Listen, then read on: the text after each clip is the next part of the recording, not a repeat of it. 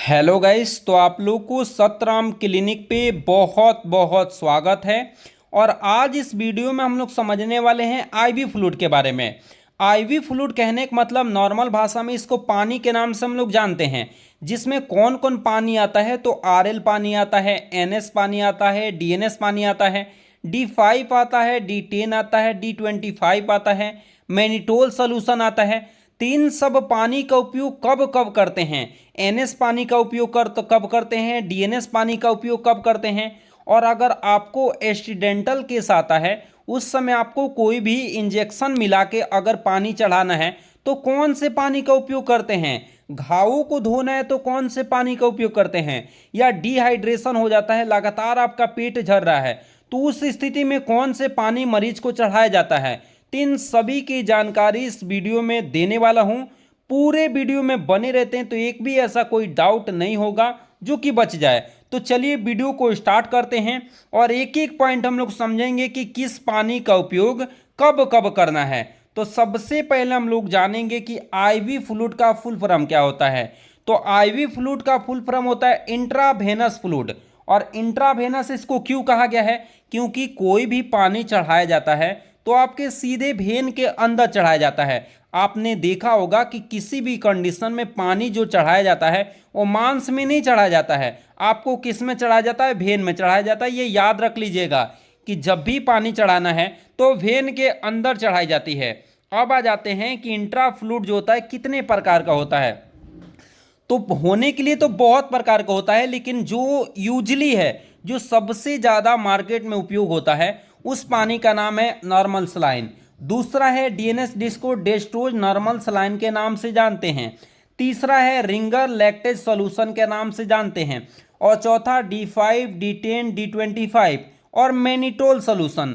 तो आज जिस पानी के बारे में हम लोग समझने वाले हैं, इन पांचों पानी के बारे में डिटेल पढ़ेंगे कि आपको कौन से पानी का उपयोग कब किया जाता है और कितना आप 24 घंटे में कर सकते हैं, किस किस कंडीशन में इस पानी का उपयोग नहीं होगा। इन सभी की जानकारी हम लोग पढ़ेंगे, जिसमें सबसे पहले आज जो पढ़ने वाले हैं वो एनएस पानी के बारे में हम लोग पढ़ने वाले हैं।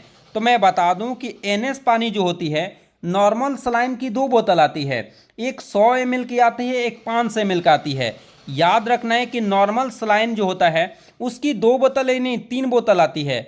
100 ml का भी आता है, 500 ml का भी आता है और 1000 लीटर 1 लीटर का भी आता है। देखिए यहाँ पे 100 ml की पानी दिखाई दे रही है आपको, ये 500 ml और यहाँ पे 1000 ml की आती है।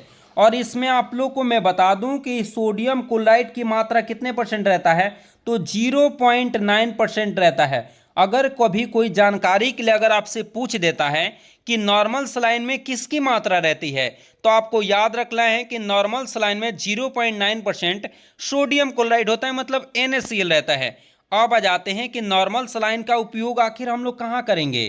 तो आपको पता होना चाहिए कि पानी की कमी को दूर करने के लिए, अगर आपके शरीर में डिहाइड्रेशन हो गया है, पानी की कमी हो गया, जैसे लगातार अगर मुंह पेट चलता है तो उस समय हमारे शरीर में पानी की कमी हो जाती है, क्योंकि पैखाने के रास्ते से भी पानी बहुत ज़्यादा मात्रा में निकलता है और वोमिटिंग होता है उस समय भी निकलता है। तो आपको नॉर्मल सलाइन का उपयोग करना चाहिए। अगर बहुत अधिक मात्रा में डिहाइड्रेशन हो गया है, शरीर में पानी की कमी हो गई है, तो कौन से पानी का उपयोग कर सकते हैं? नॉर्मल सलाइन का उपयोग कर सकते हैं।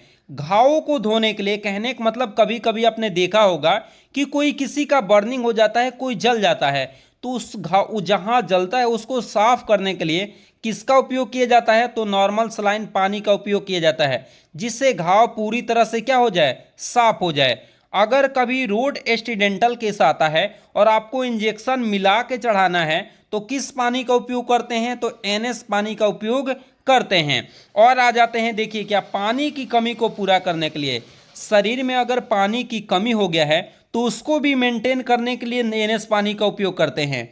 तो एनएस पानी का कहाँ कहाँ उपयोग करते हैं ये आपने जान लिया।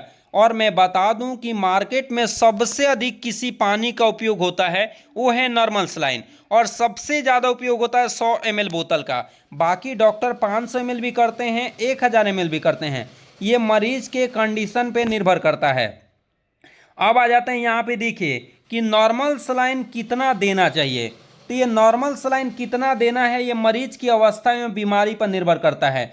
अगर गंभीर रूप से घायल है, रोड एक्सीडेंटल केस में क्या होता है, कोई कोई इतना ज़्यादा घायल हो जाता है तो उस कंडीशन को देखते हुए पानी चढ़ाना है। लेकिन आपको ये पता होना चाहिए कि अगर कंडीशन बहुत ज़्यादा खराब है तो आप चाहेंगे तो 2000 से 3000 ml 24 घंटे के अंदर मरीज को दे सकते हैं। तो नॉर्मल सलाइन कितना चढ़ाया जा सकता है मरीज को, तो 2 लीटर से 3 लीटर आपको आसानी से 24 घंटे के अंदर मरीज को क्या कर सकते हैं, चढ़ा सकते हैं नॉर्मल सलाइन को, याद रखना है। लेकिन एक बात आपको याद रख लेना है कि किसी भी व्यक्ति को ब्लड प्रेशर की समस्या हो तो नॉर्मल सलाइन नहीं देना है। अगर किसी को ब्लड प्रेशर की मतलब बीपी हाई रह रहा है तो उस समय ये पानी आपको नहीं देना है। कारण क्या है कि पानी की कंडीशन इसमें है NaCl, सोडियम क्लोराइड है। होता क्या है कि आपको इस पानी में मैं बताया था कि NaCl मिल रहा है, और NaCl क्या है, नमक है। और नमक आपको ब्लड शुगर में बताया जाता है कि नमक नहीं खाना चाहिए। नमक जैसे ही खाएंगे तो ब्लड प्रेशर और आपका क्या हो जाएगा, हाई हो जाएगा। इसीलिए इस पानी को नहीं चढ़ाना चाहिए, ध्यान रखना है। अब आ जाते हैं दूसरा पानी के बारे में जिसका नाम है DNS, डेस्ट्रोज नॉर्मल सलाइन।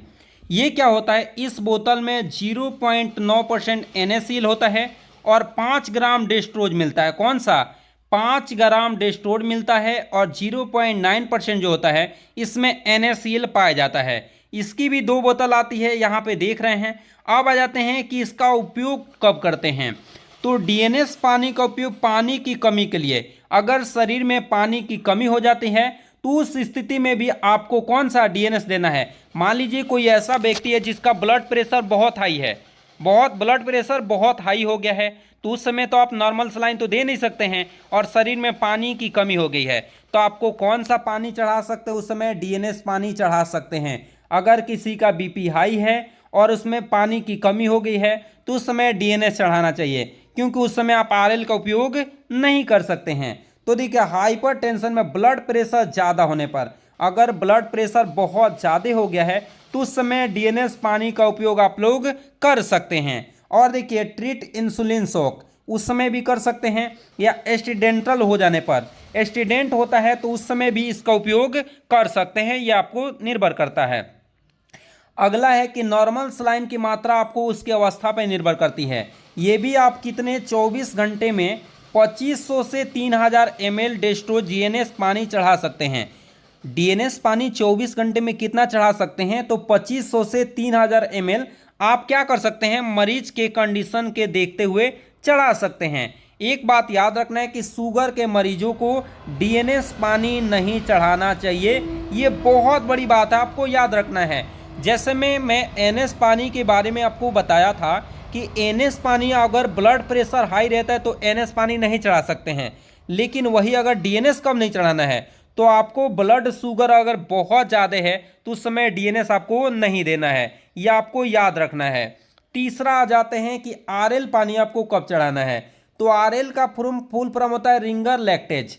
तो देखिए, रिंगर लैक्टेज कब देना है, तो इलेक्ट्रोलाइट का मिक्सर होता है जिसमें सोडियम क्लोराइड, पोटेशियम क्लोराइड और सोडियम लैक्टेट पाया जाता है। रिंगर जो RL होता है वो कंपोजिशन होता है, जिसमें कंपोजिशन में क्या मिलता है, सोडियम क्लोराइड मिलता है, पोटेशियम मिलता है और क्या, सोडियम लैक्टेज मिलता है। अब आ जाते हैं कि इस पानी का उपयोग हम लोग कब करते हैं। तो RL पानी का उपयोग किया जाता है कब कब, तो याद रखना है कि पानी की कमी हो जाने पर, शरीर में पानी की कमी हो जाए तब दे सकते हैं, या इलेक्ट्रोलाइट की कमी होने पर, शरीर में अगर इलेक्ट्रोलाइट की कमी हो जाती है तो उस समय भी दे सकते हैं, या सर्जरी के बाद दिया जाता है। अगर किसी का सर्जरी हुआ है उसके बाद ये पानी का उपयोग किया जाता है, क्योंकि उसको ताकत नहीं मिलती है। जब भी सर्जरी होता है तो आपके शरीर में कमजोरी फील होने लगता है, तो इलेक्ट्रोलाइट की कमी हो जाती है आपके शरीर में, तो उसके इलेक्ट्रोलाइट को पूरा करने के लिए RL पानी का क्या किया जाता है, उपयोग किया जाता है। अगर कोई व्यक्ति जल जाता है उस समय आपको कौन सा पानी चढ़ाना है, तो उस समय RL पानी का उपयोग किया जाता है। कुपोषण हो जाने पर, अगर कोई कुपोषण हो गया है, कुपोषण कहने का मतलब कि शरीर बहुत दुबला पतला कमजोर हो गया, चक्कर जैसा आ रहा है, तो उस स्थिति में हो सकता है। या हाइपर टेंशन में मतलब ब्लड प्रेशर आपका 120/80 से कम हो जाता है, उस स्थिति में भी चढ़ा सकते हैं, आपको ध्यान रखना है। और क्या यहाँ पर लिख रहा है कि सटेबल फॉर डायबिटीज पेशेंट, अगर कोई डायबिटीज पेशेंट है तो उसको भी दे सकते हैं। अब आ जाते हैं कि आपको कितना देना है मरीज को। तो देखिए लैक्टेज कितना देना है तो ये मरीज की अवस्था पर निर्भर करता है, लेकिन 24 घंटे में कितना दे सकते हैं तो 500 से 1000 ml 24 घंटे में दे सकते हैं। 24 घंटे में आपको आरएल का कितना उपयोग करना है तो 500 ml से 1000 ml का ही उपयोग करना है, लेकिन ये मरीज के कंडीशन पे निर्भर करता है, याद रखना है। अब आ जाते हैं कि क्या पाया जाता है D5 में, मतलब 5 ग्राम डेस्टोज पाया जाता है। 100 ml का अगर पानी है तो उसमें 5 ग्राम डेस्टोज मिल रहा है। D10 में क्या मिलता है, 100 ml में कितना डेस्टोज है 10 ml, 10 ग्राम है। और वही 100 ml में अगर 25 ग्राम डेस्टोज है तो उसको हम लोग D25 कहते हैं, याद रखेंगे। इसका वो इस्तेमाल कहाँ करना है तो उस पानी की कमी, अगर शरीर में पानी की कमी हो गया है, कमजोरी हो गया है, चक्कर आ रहा है, तो उस समय इस पानी का उपयोग हम लोग कर सकते हैं। अब आ जाते हैं कि 24 घंटे में कितना देना है तो 2000 से 3000 ml मरीज को दे सकते हैं, लेकिन ये भी निर्भर करता है किस पे, मरीज के कंडीशन पे निर्भर करता है। अब आ जाते हैं कि मैनिटोल सोल्यूशन कहाँ दिया जाता है तो ये यूरेटरी सोल्यूशन होता है, अर्थात यूरिन की मात्रा को बढ़ाता है। जब यूरिन की मात्रा कम हो जाती है उस स्थिति में आपको कौन सा मैनिटोल इंजेक्शन दिया जाता है। और इसमें क्या पाया जाता है तो याद रखिएगा कि 100 ml में 20 ग्राम क्या होता है मैनिटोल पाया जाता है, जो कि यूरिन की मात्रा को क्या करता है, बढ़ाता है। तो आज हम लोगों ने आईवी फ्लूइड के बारे में जाना, और अगले वीडियो में हम लोग और भी इससे बेहतरीन वीडियो जानेंगे। तो चलिए इसी के साथ मिलेंगे अगले वीडियो में, तब तक ले जय हिंद।